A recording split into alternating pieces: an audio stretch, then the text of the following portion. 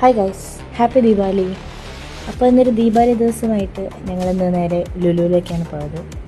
അപ്പം ഇത് കാണുന്നത് ലുലുവിലെ ആ ഡെക്കറേഷനാണ്, നല്ല ഭംഗിയില്ലേ. അപ്പം ഇന്ന് ഞങ്ങൾ ട്രോൺ ഏരിയസ് എന്ന് പറഞ്ഞ ഒരു മൂവി 4DX 3Dയിൽ ഫസ്റ്റ് ടൈം എക്സ്പീരിയൻസ് ചെയ്യാൻ പോവാണ്. അതിൻ്റെ ഭാഗമായി കുഞ്ഞ് ഷോ ഓഫ് ആയിരുന്നു ഞങ്ങൾ കാണിച്ചത്.